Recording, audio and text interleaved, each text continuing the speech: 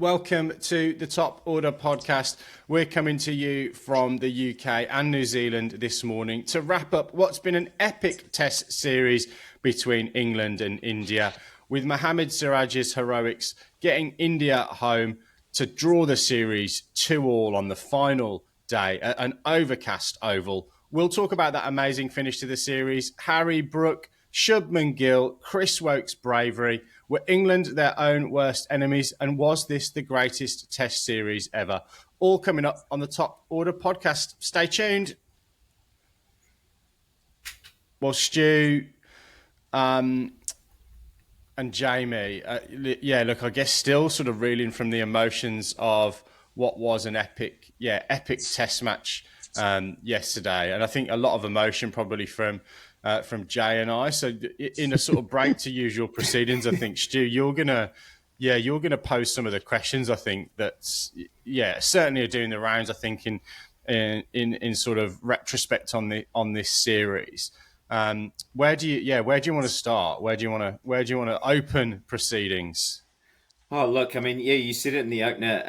What an amazing finish to a brilliant series. 2-2, absolute scenes at the end with Siraj, with Woakes. We've had incredible drama over the past month or so. And the climax was sort of a culmination of everything that we've had during that time. I feel like it's been a really fatiguing series, kind of for the players, for the fans, for the writers, for everyone. And, probably we all need a few days to kind of catch our breath and put everything into perspective. But obviously, of course, here we are. And now I think where I would like to start is I want you boys to take me through that final morning because, 35 runs, 4 wickets in hand, kind of 3 wickets plus Woakes, which I'm sure we'll talk about. Full house, which is pretty amazing for the fact that, there was only ever really going to be about an hour's play. But I feel like, I don't know, I feel like just take me through everything because you must have been thinking with that scenario, England would find a way to get home, particularly with Jamie Smith at the crease. But India obviously got those wickets just before the close of play on the night before. So it was all in the balance. So, I don't know. Jamie, you start me. How did the day go for you emotionally? I had zero confidence, I think, really, because for me, like on the pod, we've spoken about momentum shifts, and I felt that the momentum had well and truly gone from England on the evening of day 4 or late in day 4 once the Brook Root partnership had gone, and it seemed then almost it was really difficult for new batters to come in purely because the psychology of the game had changed, but also India had got their tails up, and I thought it was always going to be tricky for England. Bethel and Jamie Smith didn't look particularly comfortable at the crease, and I didn't necessarily think it was going to be easy because the overhead conditions were probably in favour of the bowlers, and I think Mohammed Siraj is I think I put on in the chat is probably my new favourite cricketer. I just you would love him in your side, the heart of a lion, but the skill level to consistently do what he did. So range of him, zero confidence really. Kind of, and then when Atkinson kind of made a few heavy blows, I kind of dared to believe a little bit, but I always thought he was one good ball away from getting out really, and that proved its worth. So not a surprise, and on reflection, not disappointed because I think probably 2-2 is a fair result, if I'm honest. I think England to have won 3-1 would have probably painted over some of the cracks. I think India were well worth winning 2 test matches, if not more. So I think 2-2 is probably a fair reflection. But we'll probably come back to my thoughts around Bazball without brains a little bit later on. But Binksy. Yeah, Jay, sort of the first thing I've got written down on my pad, and just a very, very cognizant that particularly, we got a little bit of stick in the comments on the podcast last week. And I think, look, I don't want to go too deeply into that, other than a lot of people don't seem to listen to the podcast before they write the comment. Or watch it. Or watch it. We talked about some things. We often disagree on things. You and I had a disagreement on, whether India went easy or hard on Rishabh Pant with a broken foot. I said, mate, I think you're talking rubbish. We did bowl Yorkers at him, but apparently we got that one wrong. But if I kind of come back to this Test match, the first thing I've got written down in my show notes is great series. The wicket at the Oval was a lot better and probably more conducive to the kind of wickets that we would want to have seen. I've put, is this better than the '05 Ashes in terms of a series? And then the second thing I've got is 2-2, a fair result. India bossed the series, but until this game, England won more of the big moments or sessions. And I think what we've seen here is India pieced together two sort of big momentum shifting points in that England run chase. And that was last night, obviously, kind of getting Harry Brook out. And let's come back to that, because I know you and I have got a different opinion on Harry Brook's innings, Jamie. Got Jacob Bethel out. And then this morning, the morning of the fifth day, the lights came on after about 5 minutes. An old cricket ball was hooping around. It felt like a bowling day. And like you, Jamie, I had zero confidence that, based on the rest of the series, where we've seen wickets fall in clumps, lots and lots.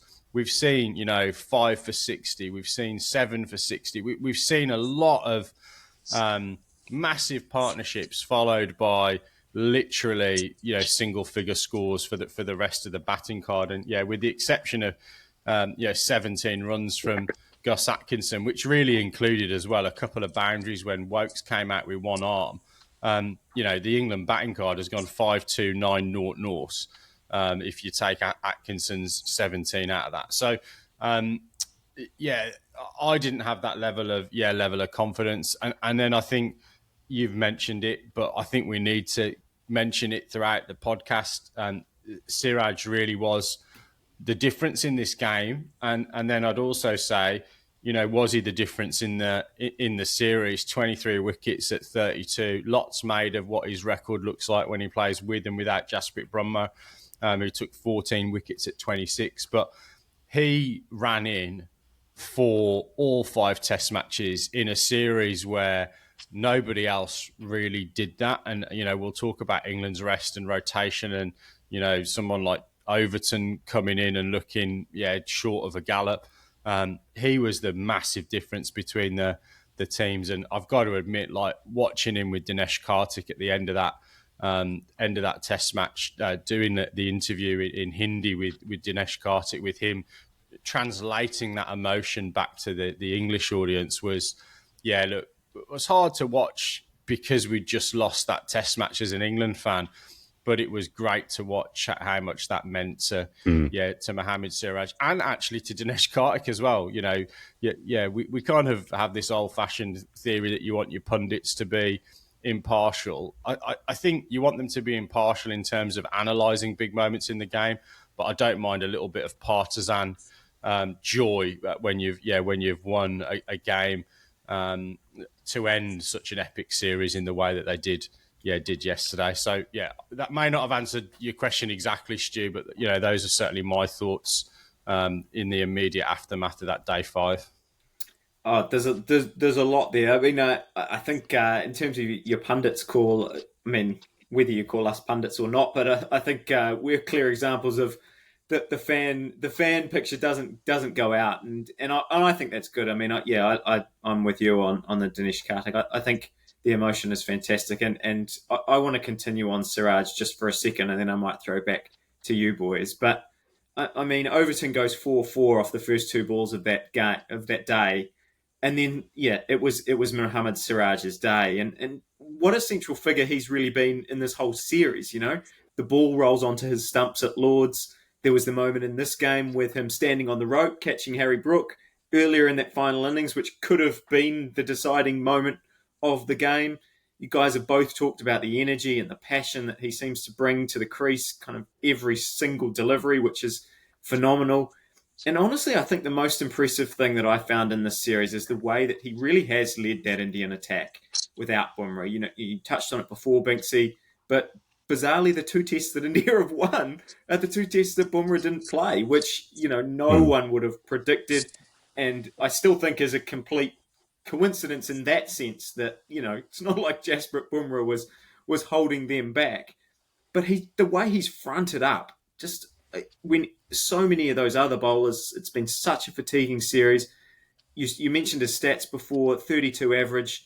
We've talked right throughout how he's bowled without luck at times, and those numbers, I don't think even, you know, maybe is he the leading wicket taker in the series? I haven't looked at all the stats, but yeah, he is.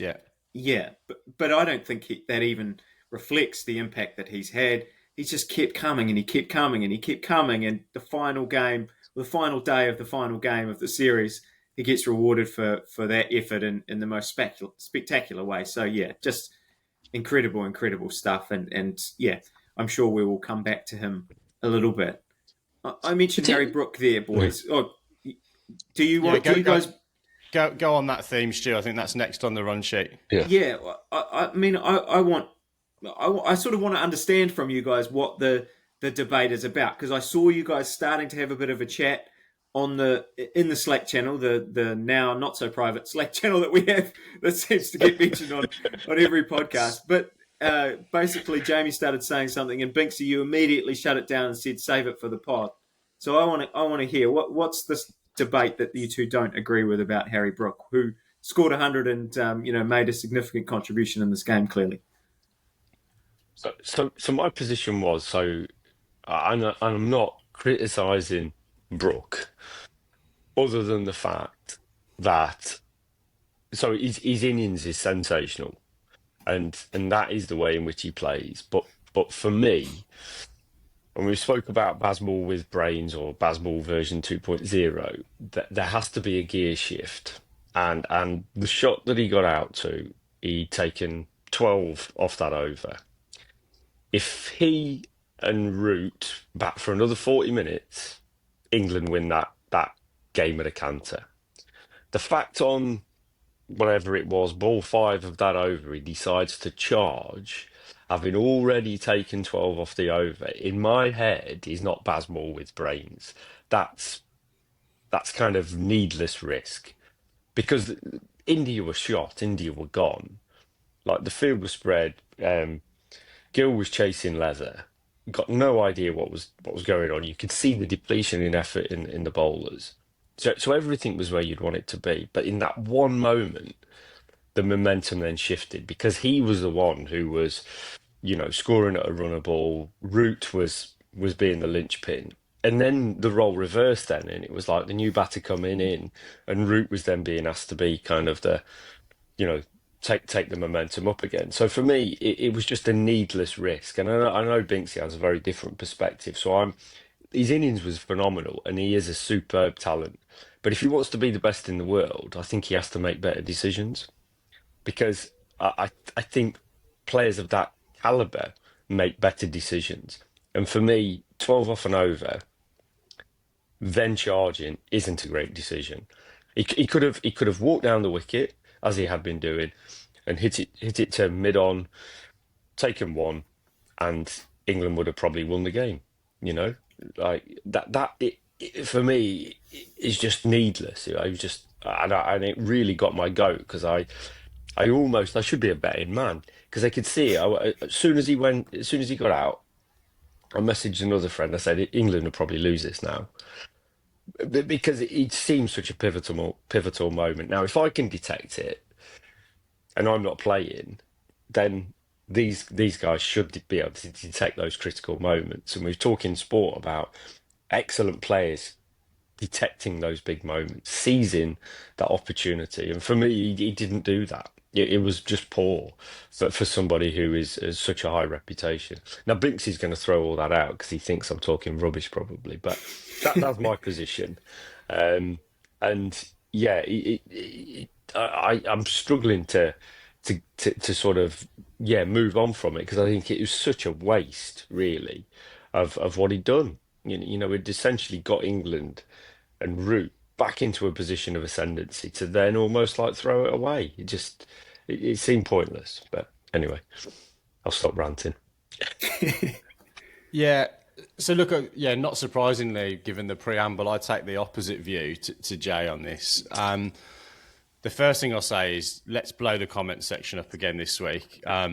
It's ridiculous that Gautam Gambhir is given Player of the Series for England to Harry Brook ahead of Joe Root. When you look at the stats, Root top of the runs tally, top of the average tally, 300s in the series and a 50 as well, and match winning knocks within that as well. So the only reason I think Gautam Gambhir does this, and this is just to fire the comment section up to see whether it works, is to put us on the back foot for the Ashes and give some fuel to that fire that Root struggles in Australia. If we come back to the game in hand, right, Jay has made a really, really passionate and actually a pretty articulate case for why he believes that Brook shouldn't have played that shot.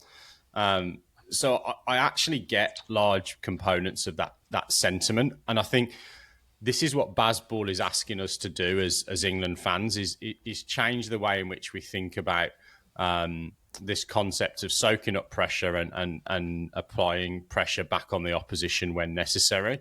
And yes, if we kind of go back to a 15-year-old view of you've put yourself in a good position, you've got 12 off the over already, why do you keep going? We have to look at that approach. So, Harry Brook comes to the wicket in that second innings, I think at 100 for 3 or thereabouts, chasing nearly 400.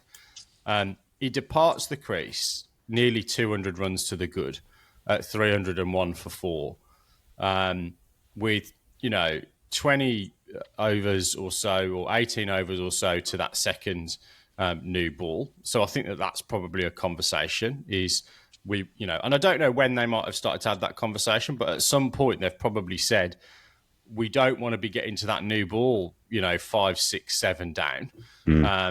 So what rate do we need to be going at to make sure that, we are approaching that target sometime before that second new ball? And then the second component of that is he didn't play the little dinky ramp. He didn't try the reverse. He had consistently, throughout the course of the innings, tried to get on top of the Indian bowlers by getting down the wicket and taking the swing out of the equation. So trying to take LB out of the equation and probably trying to take the nick off out of the equation by getting caught on his crease. That was the way he thought it was best to put pressure on. So I'd come back to this thing that we've often heard about in Bazball is the problem was he didn't execute the shot particularly well. Rather than that game plan was incorrect, and then I think where they were at that point was needing 60 odd to win, with a set batsman and let's be honest, 2 genuine batters still to come in Bethel and Jamie Smith. So I think if we want to look at where the flashpoint was, where did England lose that chase? Yes, I think you could absolutely have an argument, as Jamie has, that Brook was the catalyst for the collapse. I would say, and it's harsh, but I would say that it actually falls more with Bethel and Jamie Smith, because they came out and played skittish innings that didn't seem to have that same game plan. Jamie Smith was just sort of fishing outside off stump, both on the 4th evening and the 5th morning. Jacob Bethel had absolutely chewed up a storm, 5 off 31 balls, and then comes down and has a massive hack and plays on. So, yes, we can kind of quantify it. And, Jamie, if we want to get the soundbite for a little 1-minute clip, Jamie's soundbite is going to be, Harry Brook's reckless shot brings England down. He could have batted another 40 minutes and won the game for England. I'm going to say the opposite, which is we still then had Jacob Bethel, Jamie Smith, Jamie Overton if any of them had have batted for 17 minutes apiece, we'd have still won the Test match. So I think if I look at where that chase really faltered, it was them not then picking up that mantle of soaking up a bit more pressure, taking the game really, really deep. Because we saw what happened when Atkinson gave a little bit of belief to proceedings. You know, he's batting with a guy, and I'm sure we'll come on to this. I wonder whether Wokes had have faced a ball. I think there was a pretty good chance that if Wokes had got onto strike, Stokes had have called him in and said, "Look, we don't need to do this. We're never gonna do that." I wonder whether he was sent out just to run with a plan of the minute you get on strike, you're gone anyway. But look, I digress. What I'm saying there is Atkinson showed how you could take that game deep by facing 4 balls, taking the one on offer off the 4th or 5th ball, and did that. If England had done that for 20 minutes, half an hour with either Bethel or Smith or Overton, then I think we're talking about an England victory rather than an India victory after this Test match. It's a debate you're never going to solve, isn't it? Like I'm right. With a player like that, though, isn't it? Or with a player who play, with a lot of the modern players today, like the way that it's about putting pressure on the opposition and taking those advantages, isn't it? So when you do that, but like Jamie said, I agree. It frustrates me no end when you're watching as a fan and this is a key moment and someone does something. Yeah. He did it against Australia as well, Stu. If you remember that Oval Test match in 2023, he played and put pressure back on, and he looked very, very similar to that innings yesterday. And then he holed out, didn't he? But he had a couple of guys who stood up and got the team over the line after he'd got them almost there. I get the old-fashioned thing, which is be selfish, be not out, etc.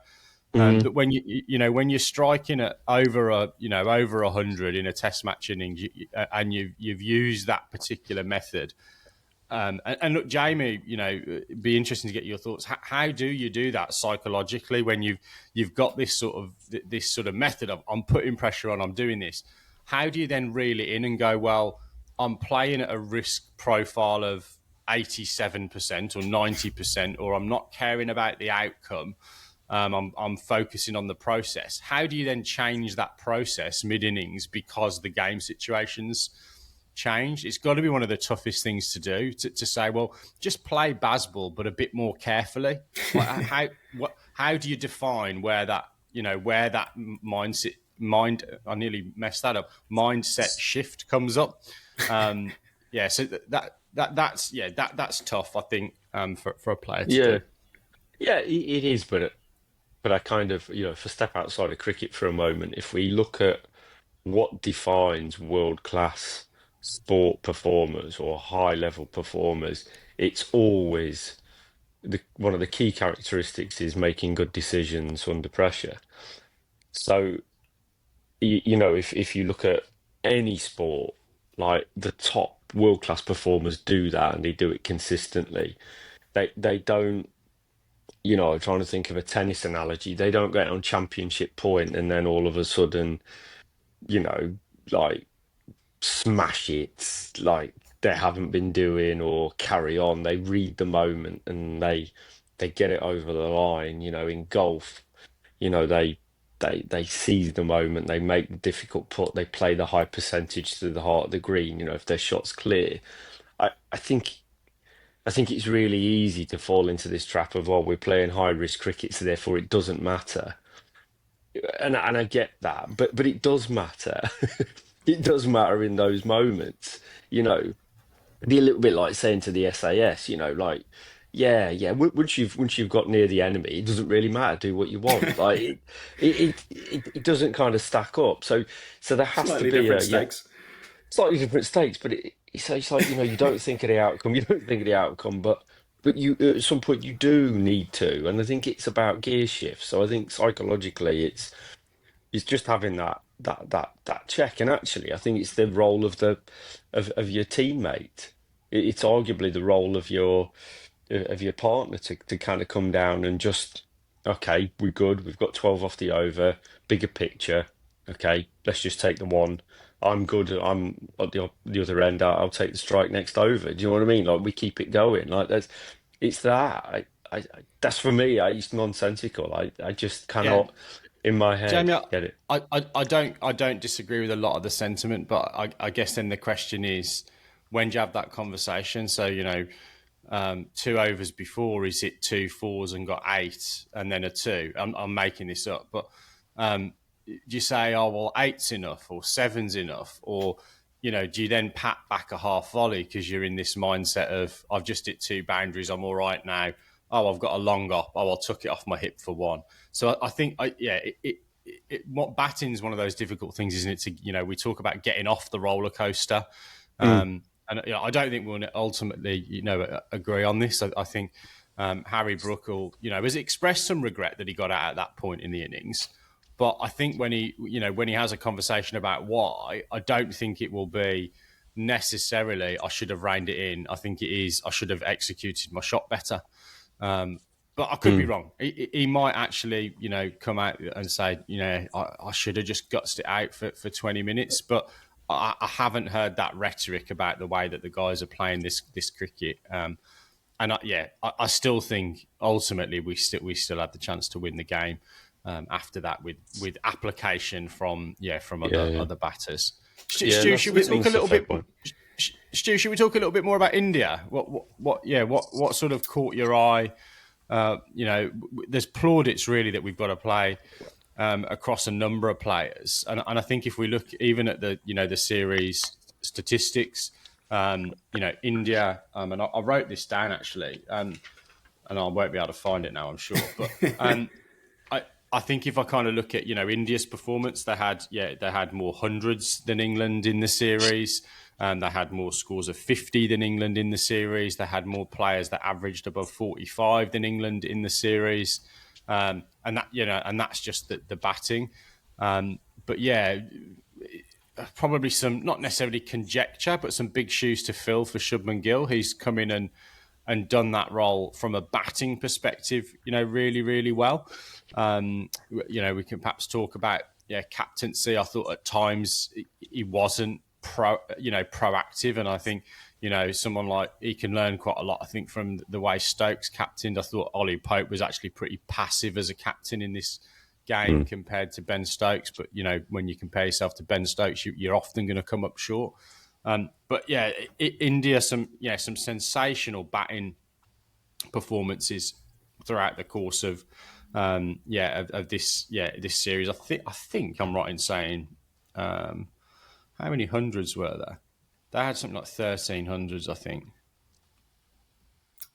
Yeah, Yeah, I think caught up in all the drama of Mohammed Siraj's performance, I think it would be easy, as much as we want to highlight him, to forget that, there were plenty of other heroes in this match for India, and there sort of has been throughout the series. I know Shubman Gill, again, you mentioned him before, he's got plenty of plaudits, and for the amount, just the piling on, the amount of runs that he scored, he was obviously on track to break records. I don't know if he ended up doing that in terms. I'm sure there are records that he did break in terms of most runs in a series, by a foreign player. I don't have the stats to hand, but even just looking at this test, right? Important runs from Washington Sundar again, crucial wickets in both innings from Prasadi Krishna, who had a tough time of it in the series up to this point.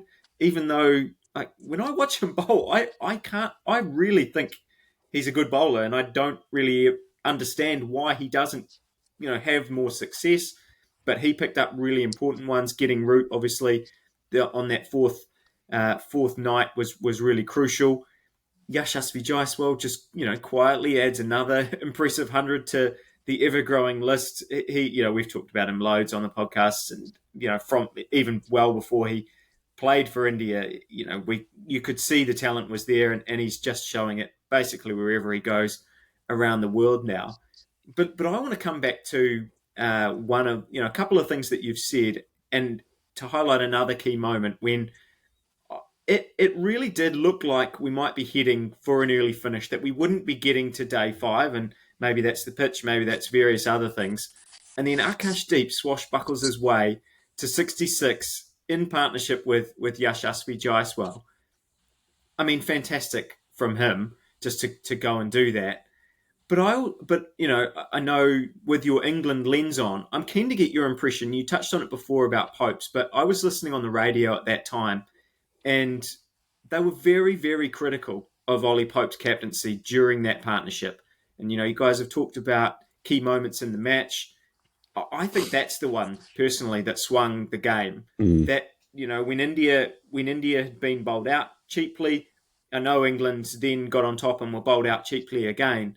But once again, it was in a situation, that sort of moment where pick up a couple of wickets early on that third morning, and suddenly India's in a situation where they might be struggling to set 250 again. But Akash Deep and Yashasvi Jaiswal get going, and England just couldn't pull it back. I mean, you mentioned it before, Binksy. Do you want to talk about Pope? What happened there? Is that criticism fair? Yeah, I think when you look at it and put that lens on it, they went from 2 for 70 to 3 for 177. And I think what I'd say about that is two things. Number one is it's not the first time that we've seen a night watchman come in and kind of do that. I think the other thing I'd say is he's not an absolute muppet with the bat. He's not what I'd call a genuine night watchman. He's certainly not an all-rounder by any means, but he knows which end of the bat to hold. And I think, probably throughout the course of his career, he might be someone in that sort of, Chris Woakes mould, I suppose, if he averages 25 or thereabouts. That feels very, very brave. Yeah. Anyway, my point is, I think, yes, we can point to that from an England perspective. I think we've also got to look at it with some context. At that point, I think, Josh Tongue hadn't quite found the straps that he found later in that innings. He'd had a first innings where he really, really struggled with the footholds. And that wasn't just him either on that, on that first couple of days. Both, Josh Tongue and Jamie Overton really, really struggled from that end. And I think having sort of got a little bit of intel on this, they just didn't know how they were landing, and apparently, I'm not a quick bowler, but that's pretty debilitating. I think the other factor that Pope had to deal with by that point, of course, he'd lost one of his seam bowlers, so he didn't have a whole bunch of options. He could go really, I think, to obviously Atkinson, who'd bowled, a lot of overs already. Tong, who'd bowled a lot of overs already. We saw throughout the course of the Test match, just 2 overs of spin from India in England's first innings. And then if we, even into the second innings, only 8 overs of spin out of 85 overs. So he couldn't really go to his spinners, either to contain that flow. And if he had, that may not have worked. So he didn't have those options. So that's not my criticism necessarily of his captaincy. I think it's probably just more that presence, that willingness to kind of change and try things. And then I think that the ultimate thing is, from a captaincy perspective, what we get from Ben Stokes is the cliche lead from the front, run through a brick wall. And, Ollie Pope's form just hasn't been good enough, really, probably to command that armband. And I wonder whether, from a vice captaincy perspective, I go back to the days, Jamie, of Marcus Trescothick as Michael Vaughan's deputy. He was a great deputy. He probably wasn't the guy that, you'd want to take over from Vaughan when Vaughan was injured. And that's probably why they went to some other players after Vaughan's reign. I wonder whether England will think about, whether you do go with a Harry Brook potentially as your captain after, or if Stokes, can't play a part in, some of that Ashes, or even, a really left field one and a Ben Duckett or someone like that as captain, rather than going for vice. And that's not to say you keep Ollie Pope as vice and kind of keep him in that role the whole time. You sometimes might need that stability. I will just quickly add on that spin piece. I do think that, particularly to Akash Deep, I think that having a quality spinner. I mean, I think about the ways that he's kind of holed out in really sort of silly ways in different innings. that I've seen him play, even going back to the New Zealand series over there, I think that would have made a massive difference to have a spinner at that time. Yeah. Anyway, I want to sort of look at some bigger picture things now, and in doing that, we might talk about Chris Wokes, because Raj said to me, I caught up with Raj at the weekend. I think it was him. There was a bunch of us together, and he talked to me basically about kind of can we really have, and maybe this is a bigger picture conversation that we have for another day, but can we have 5-match series anymore in the way that we have them, in terms of the squeezed into short and tighter timeframes? Because we end up resulting in a situation like we had in this match, where so many frontline players are missing from the biggest game of this series. I mean, we look at what happened to Wokes in this game. We look at Stokes, Punt, Bumrah, Bumrah and Archer were rested. There are others that I'm probably not even thinking of. Mr. Kumar Reddy was already back home. It's had such a fatiguing impact on this series. I don't know, Jamie. I mean, any thoughts around like whether I don't know, we need to extend this, or can we do this, or is it just, does it add to the drama in terms of actually we get to see other squad players and other people have to that next man up kind of mentality that someone comes in and picks up, and we get different heroes in the next game?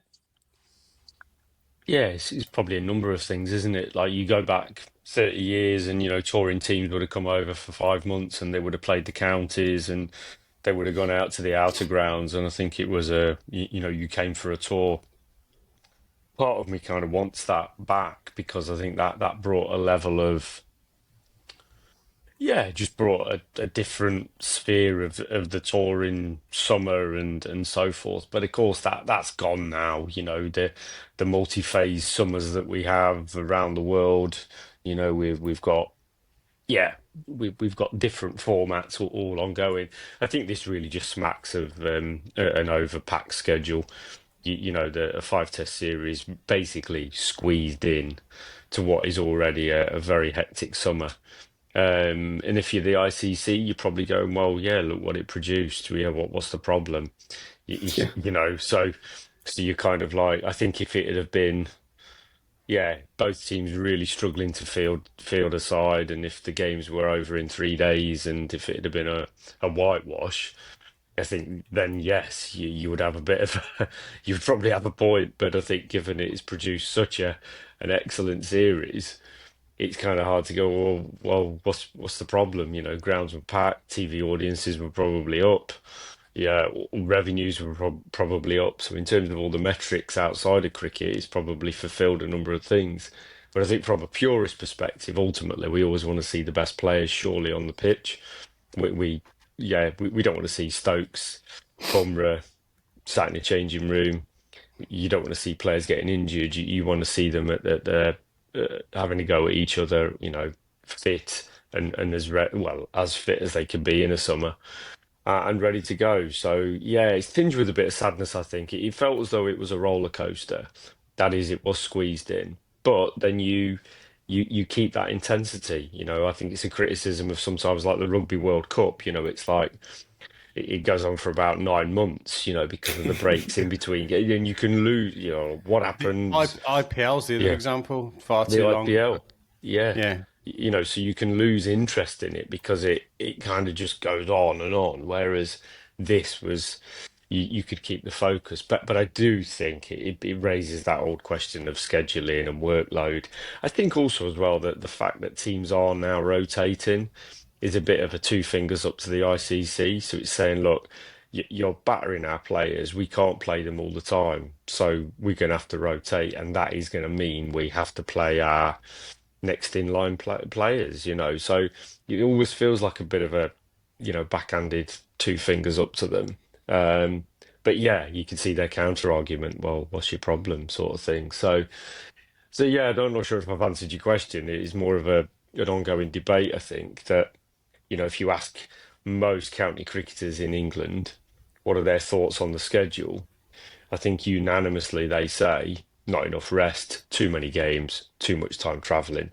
So, yeah, and if you then almost like multiply that with an international player, it's probably even worse, isn't it? So, Yeah, I think I'd just say, three quick things. I think I agree with you on the county cricket, Jamie. I think international cricket probably is slightly different. I'm not saying that their schedule isn't packed, but we're not necessarily asking them to drive from Durham to Southampton to play a different format of the game, 2 days later.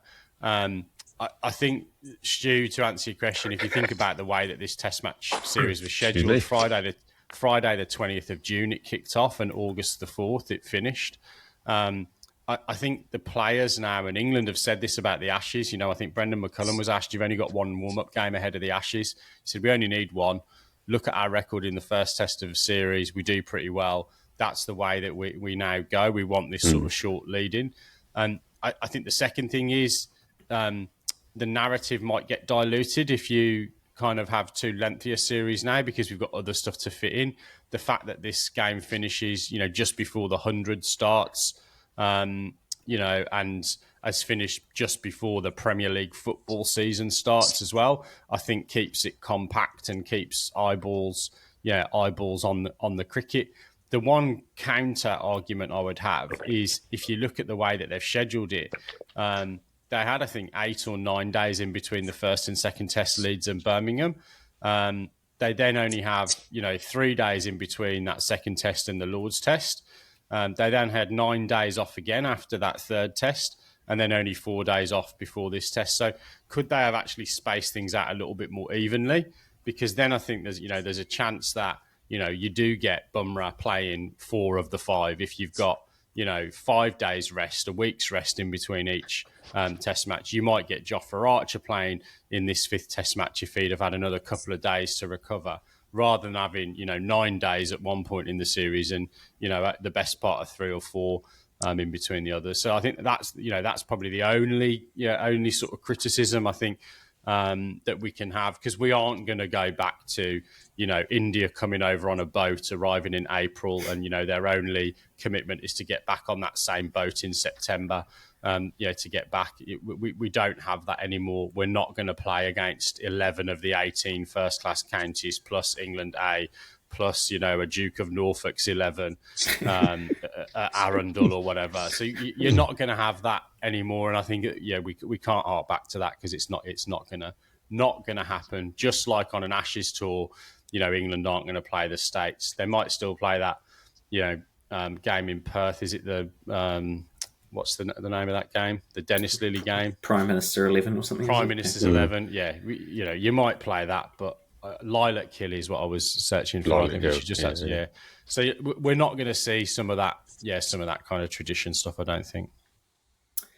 Well, it's interesting. The warm-up game for the Ashes is England against England. Yeah. So, yeah. Well, we can control that, and if you think India played against their own team in the lead up for this series as well, and I think that's what teams are doing. They need to bring a bigger squad because the series is more condensed. So then they need some other options, and you can control the practice that you get. Whereas with so much cricket played, if India had a warm-up game, it would have been against I was going to say Leicestershire seconds there, Jamie, but that would be harsh given your current role. But it would have been against. It would have been against the guys not playing county championship cricket. It would have been against some up-and-coming players. It wouldn't have been the hit-out that they needed. Because at the end of the day, those kind of games have disappeared. And to be honest, Jamie, if we take the rose-tinted spectacles off for a minute as well, even in the latter stages of your Australias coming over and playing against Worcestershire at New Road was always a big one. Even in the latter days of that. Previously, yes, you'd have seen Graham Hick and Neil Radford and Ian Botham and all those kind of guys turning out for Worcestershire against the touring Australian team. But in recent, in the recent years when that was the case, they weren't. They were playing against a sort of a mixed 11 from those first class counties, I think. Yeah, you boys touched on it before, so maybe I'll come back to you, Binksy, to sort of expand on it. And sort of maybe we round the podcast out with this kind of conversation, and really about how good this series was. You said, was it better than 2005? I know that I think I saw that maybe this is an anniversary or something that series started around this time, however many years ago, 20 years ago, it must be. India talked about being the underdogs in this series, which no one giving them a chance, which seems to have kind of fueled them. I don't quite believe that narrative. I never understood why there was that narrative. I know when we first previewed this show or the series even just on our show, lots of people in the comments, a lot of Indian fans were saying, India's got no chance, and kind of not in a mean way, but like kind of saying you guys have given India too much credit. I know we had come out and said we think this is going to be a really competitive series. They always, to me, looked, despite those big name retirements, like a good side on paper. We've seen the emergence of, I don't even know if we've seen the emergence of new players. We've seen a lot of players who've had to step up into more rock. They've had to take on more responsibility, and they've picked it up in this series and shown just the amazing depth that Indian cricket has that we've been talking about for years. But I don't know. I mean, we're only a day out from this series, but can you put it into context and quite how good it has been for you? I know you guys are England fans, but the perspective of what this series has been overall. Binksy, you want to start? Yeah, so I think I was, ever so slightly tongue-in-cheek. As an England fan, it's going to take some beating. I think that the 2005 Ashes, if we looked at, that series, but had some similarities, I suppose, in the way that it did ebb and flow, and probably some of those passages of play and some of those sort of, innings that we saw throughout the course and bowling performances that we saw. So, look, I think you probably need the dust to settle a little bit more before you make a number of those comparisons. But I think, if we look at it, there was a lot of talk about the pitches. We're not necessarily focusing on that now, partly because this oval pitch, I think, was a good cricket wicket. And also because, both teams found ways to take the wicket out of the equation and win test matches. So I think ultimately, a fantastic series with a lot of that ebb and flow, individual contributions and individual brilliance throughout the course of the series, from a number of players on both sides. If we look at pretty much the whole of the India top six, stood up at some point, probably, with the exception of Sai Siddharthan, who I think he got 150. And Karen Nair, he got a couple of scores, but didn't kind of set the world alight. But the rest, their batting really fired at some point. Similar with England, we probably didn't see quite as much from Zach Crawley as we would have liked, apart from some of those really eye-catching, cameo innings. But we saw match-winning knock from Ben Duckett, we saw Joe Root, we saw Harry Brook, we saw the same from Stokes, so we saw all the kind of things that you would have probably wanted to see throughout the course of a series.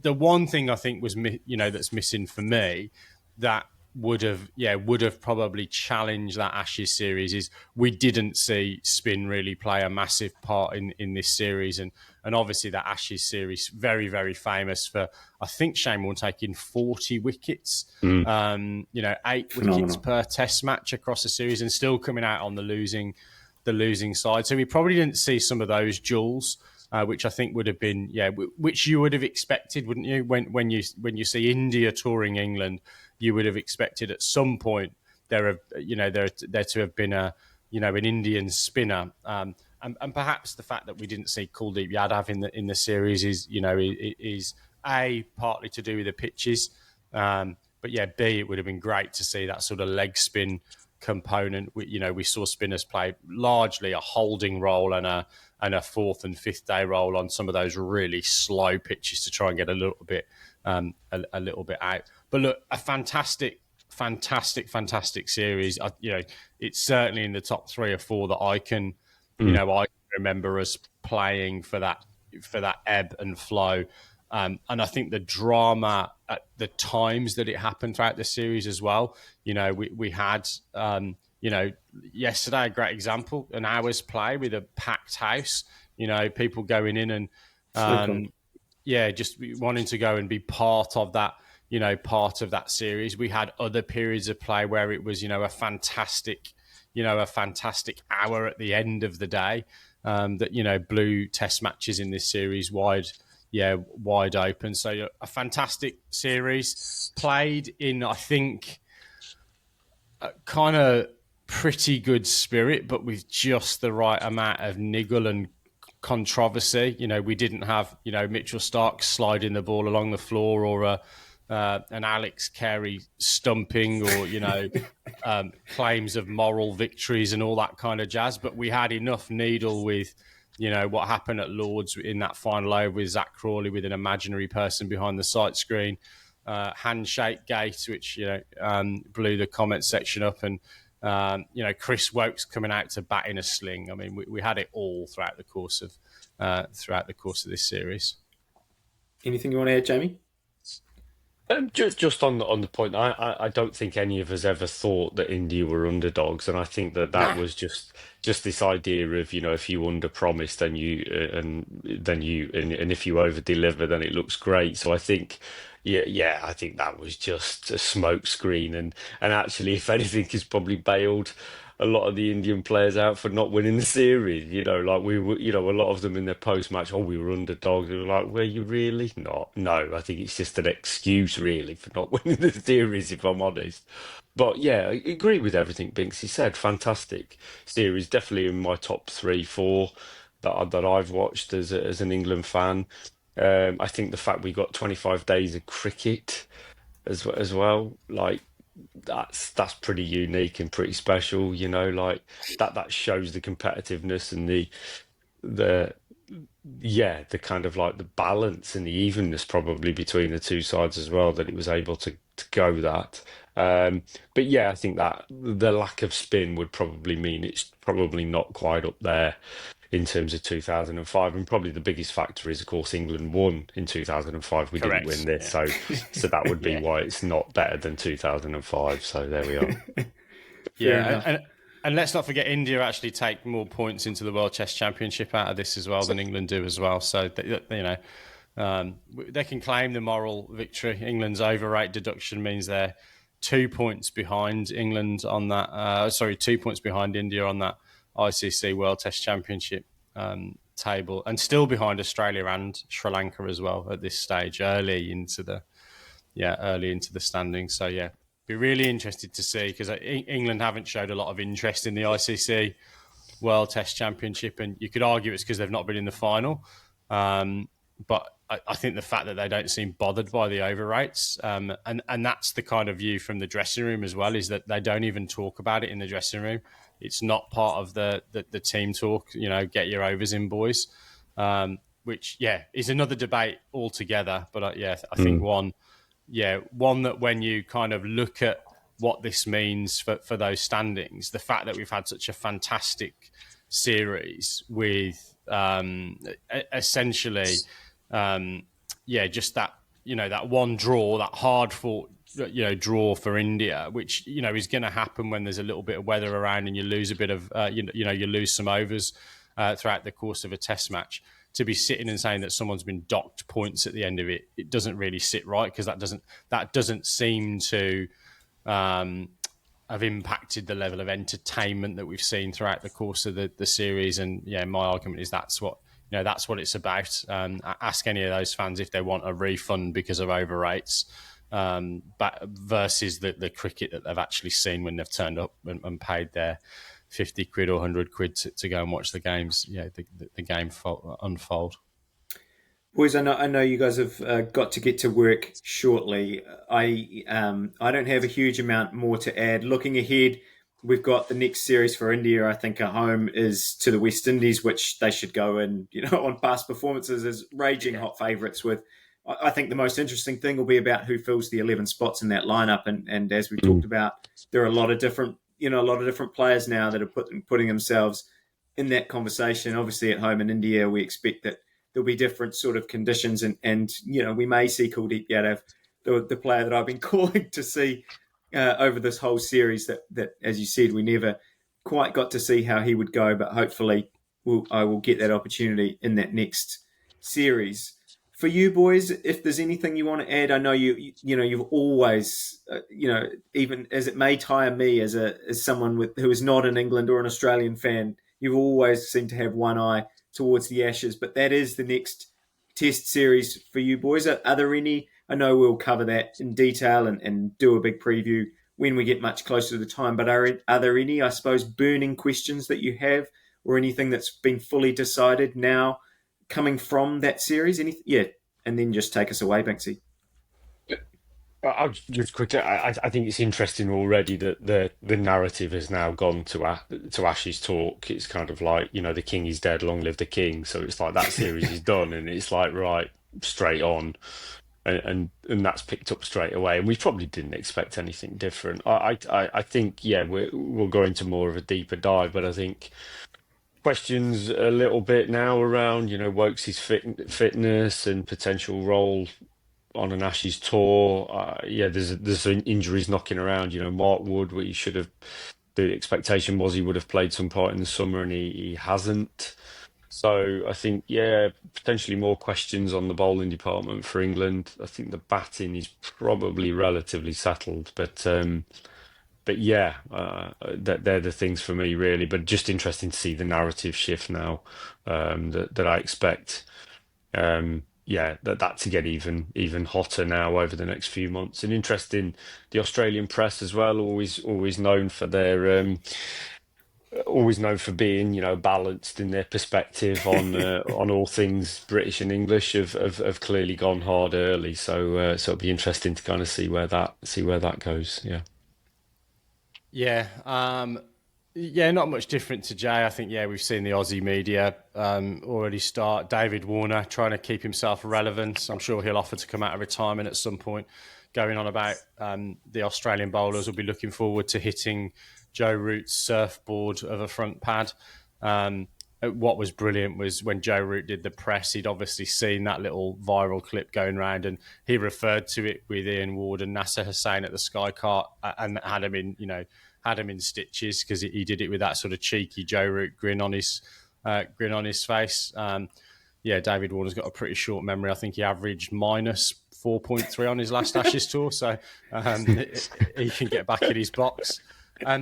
Look, I think in seriousness now, yes, we've been building for these two series, I think, and I think a lot of this team's legacy will be judged on these two series. We'll have, no doubt, Sky Sports camped in Ben Stokes' recovery room for the next 3 months, making sure that he manages to fix this pectoral muscle.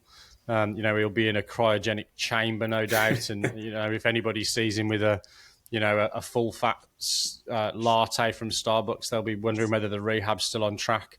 So I think we're going to see a little bit of that. In terms of, I guess, the planning, though, for the Ashes, Stu, I don't think we've really, changed tack too much. I think the only things I think we might see is, and I could be completely wrong on this, but it seems to me as if they've probably written Sam Cook off.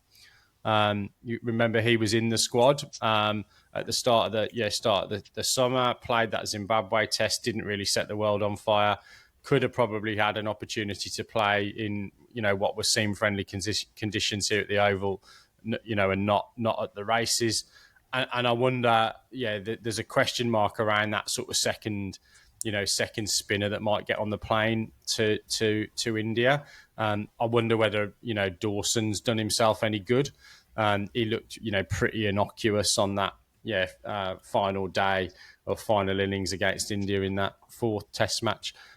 So I wonder whether that they do something like take Rayan Ahmed for example as the second spinner, and kind of go, well, we want that point of difference, we want that wicket taking option, because I think Shoaib Bashir goes, I should say. So I think those are probably the things that we've got to unfold, and then I think a little bit is around that pace attack as well. But that's just going to come down to fitness. I think if Archer's fit, if Wood's fit, if Tong's fit, if Stokes is fit, If Cast is fit, if the guys that we know, Atkinson, if they're fit, they're on the plane. If they're not, then we've got some of those guys like Overton, like Potts, that have been identified throughout the course of the last couple of years that are on those depth charts. So I think England have got 15 of their 17 boarding passes already printed, and it's just probably a couple of question marks on who rounds out that squad. I don't think there's too many. I don't think there'll be too many question marks. I'm sure the press will be talking about whether Bethel plays and Pope and Crawley and those kind of old debates, but I don't think those debates are happening in the England dressing room. I think they're going to be top 7 is pretty set in stone. It's really just the makeup of the bowlers on fitness as we go into that first Test match. And look, for any listeners who have made it an hour into the episode and were hanging on for the New Zealand-Zimbabwe wrap, we decided before this episode that we knew it was going to be a long one, and these boys have got to get off to work today. So look, we'll have that. We'll have that possibly both test matches on Sunday, won't we? To wrap up on Sunday. So just want to reassure everyone, don't worry, I'm still very focused on what New Zealand cricket is doing, and I will report back as soon as I can. Over to you, Binksy. I just got that as my last takeaway. Really, we wanted to get this in the can in the recent aftermath of the series, but we will be back in your feed the normal time, if there is such thing as a normal time, through a packed summer of cricket. But our Sunday morning recording. UK time, Sunday evening New Zealand time. So you'll see that podcast hit your feed sometime on Monday with hopefully a wrap up of both of those New Zealand games, and plenty more cricket news from around the world. The 100 starts as well in a couple of days' time. So we can cover our favourite crisp brands, Jamie, at some point. But for now, that is all for the Top Order podcast, and we'll see you soon. Good night.